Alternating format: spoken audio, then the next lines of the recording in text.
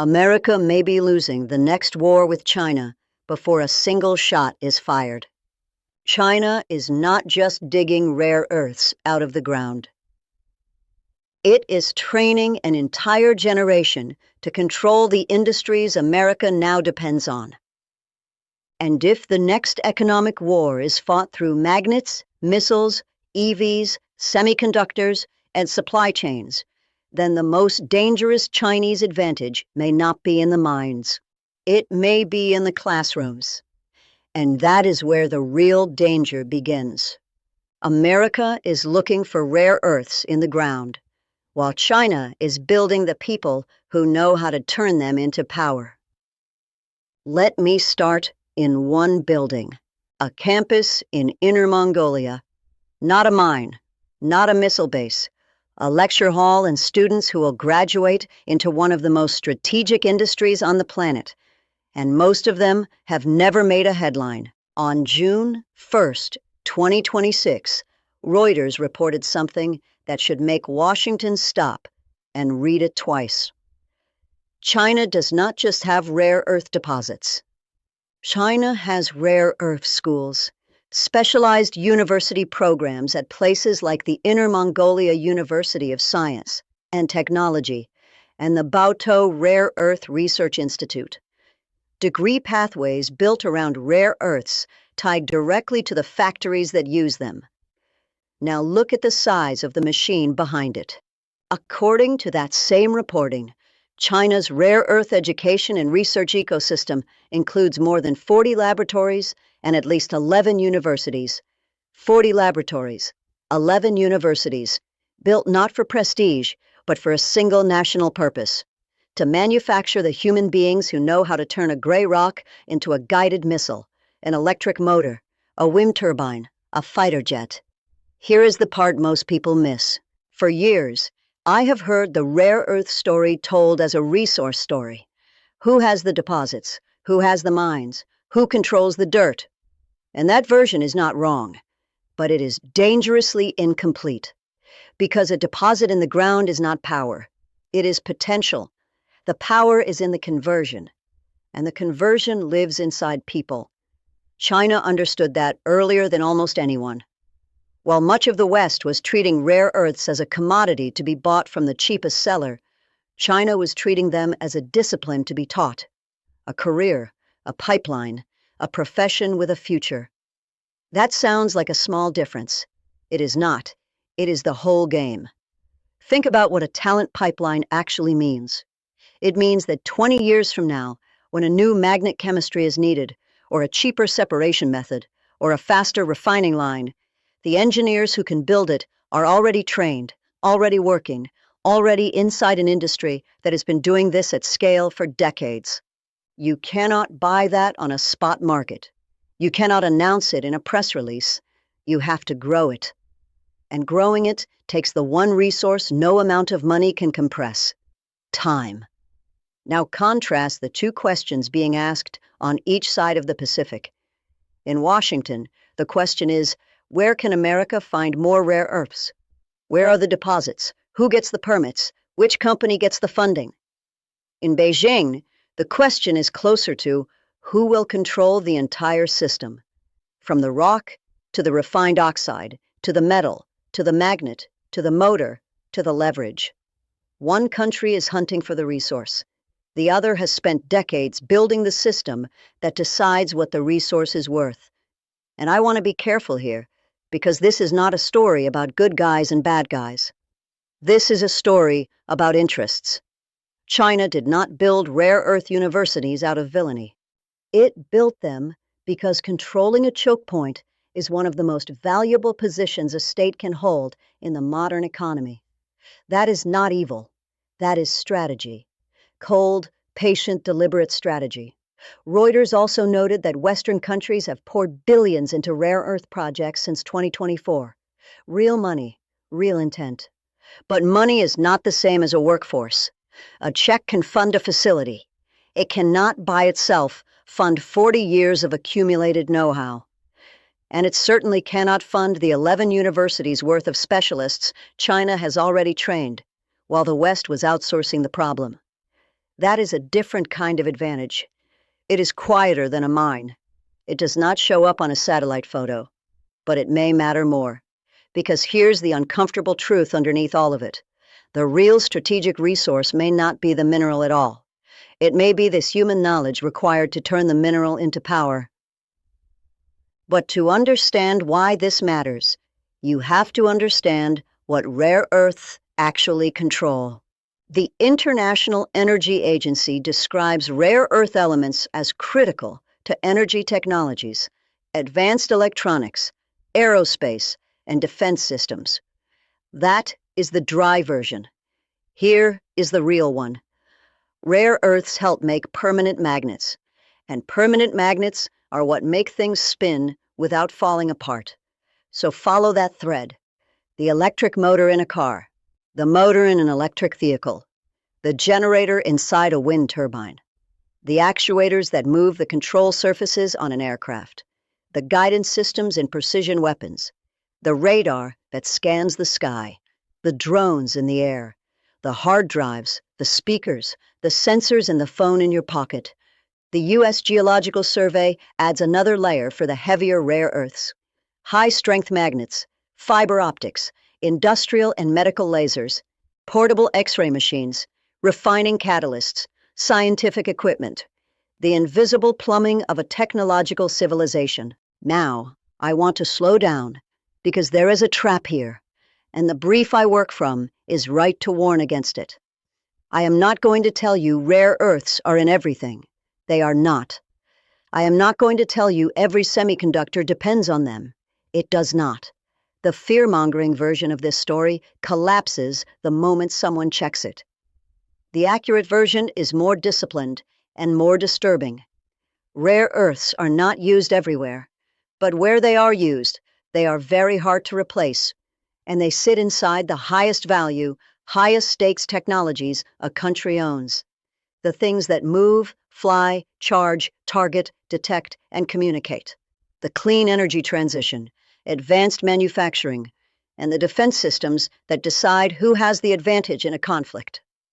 That is the difference between a commodity and a choke point. A commodity you can source from many places. A choke point, one player can squeeze. And on the choke point that matters most, the numbers are stark.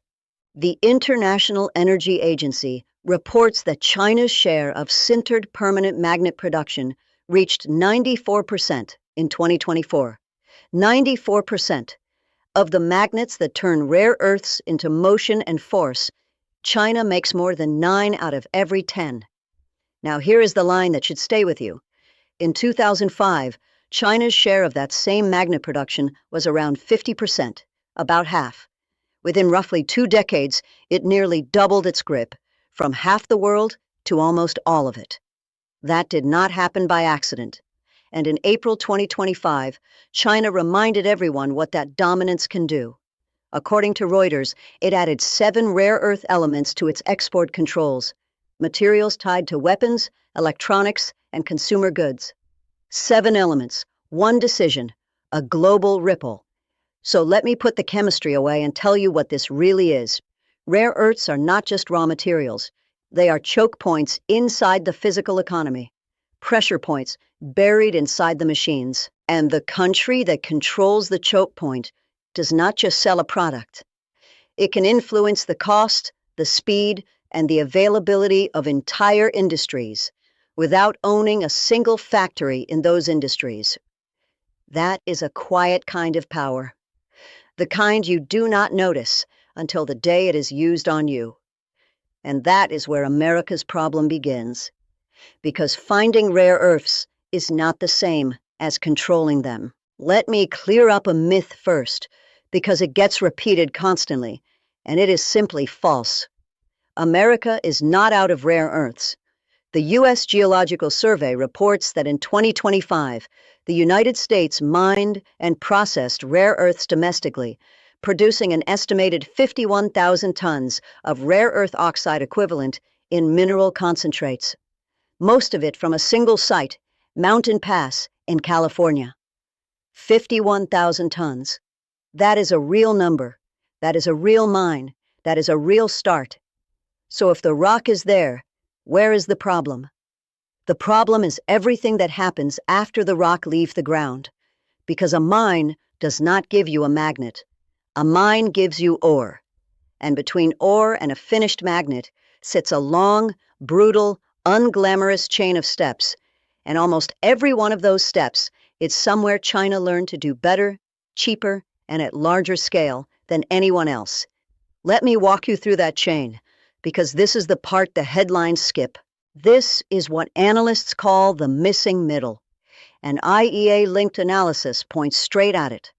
The major bottleneck for Western supply chain diversification is not the mine, it is magnet production, and especially the metallization stage, the moment where refined oxides become metals, alloys, and magnet-ready powders.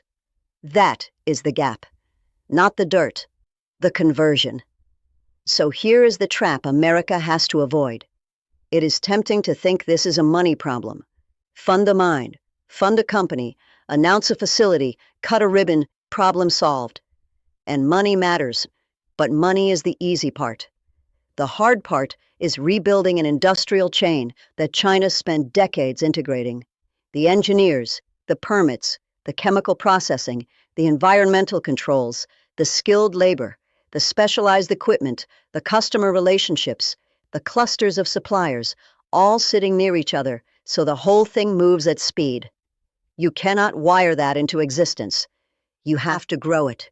And how contested has that downstream know-how become? Contested enough to fight over in court. The Financial Times reported that two of America's own rare earth champions, MP Materials and USA Rare Earth, are now locked in a legal dispute over magnet technology. Think about what that tells you. The valuable thing is no longer the rock in the ground. It is the knowledge of how to turn it into a magnet. That knowledge is now worth suing over.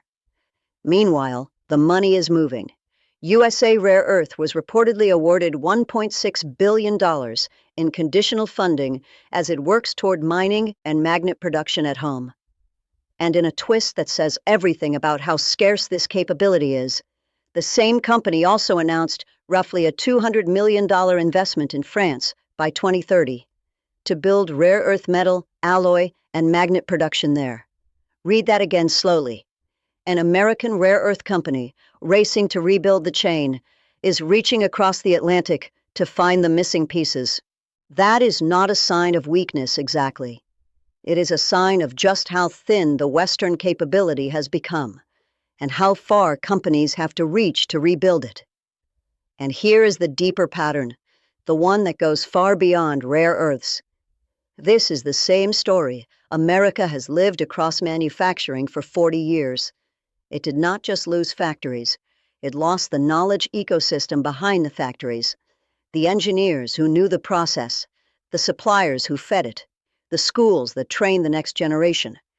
Once that ecosystem migrates, you cannot summon it back with a single check. You have to rebuild the whole organism. So let me be careful, the way the facts demand. Mining is not useless. Mining is necessary. It is simply not sufficient. The rock is the beginning of the answer, not the answer itself. And when one country controls the system behind the minerals, those minerals stop being resources. Now the story changes shape. Up to this point, I have been talking about economics, mines, magnets, supply chains, money. But a choke point is never only economic. The moment one country controls a thing the whole world needs, that thing becomes a tool of statecraft, a pressure valve, a negotiating chip with the safety off. And here is the unsettling part. China does not need to fire a shot to apply that pressure. It has quieter instruments, export controls, licensing delays, quotas, market dominance, plain uncertainty, downstream bottlenecks that strangle a factory floor and ocean away. I want you to picture how the next great power crisis might actually begin. Not with a blockade, not with a missile streaking across a screen. It might begin with something far more boring and far more effective. An export license that simply does not get approved. A form that sits on a desk. A shipment that quietly stops moving. That is not a hypothetical. It already happened. Reuters reported that in April 2025, in response to U.S. tariffs, China placed export restrictions on rare earth elements, targeting materials used in weapons, electronics, and consumer goods. And then came the consequences. Reuters later reported that shipments of the 7 restricted rare earths ground to a halt while exporters waited for government licenses, raising the risk of shortages abroad. No declaration of war, no troops, just paperwork, and a global supply chain holding its breath. And it worked as leverage. Reuters reported that China's rare earth export restrictions brought parts of the global auto supply chain to a halt and helped push the U.S. side toward the negotiating table. Read that plainly. A mineral policy did what diplomacy alone could not. It changed the bargaining position of the most powerful country on Earth. The Center for Strategic and International Studies described China's 2025 rare earth and magnet export controls as its most stringent to date, restricting products that contain even trace amounts of Chinese origin material. Trace amounts, that is the reach of it. The rule does not just touch what China sells. It can follow that material downstream into products made elsewhere. And the scope kept widening. Reuters reported that China restricted at least 16 minerals and related products under its export control system. 16. The 7 rare earths added in April 2025 were a headline, but they sat inside a much broader toolkit. Now let me hold the line on what this does and does not mean, because the temptation to exaggerate here is enormous, and exaggeration is how analysts lose credibility. China's dominance gives Beijing potential leverage. It does not mean China can instantly switch off the U.S. military or shut down American industry overnight. I am not going to tell you that, because it is not true. The stronger, more sober point is also the more frightening one.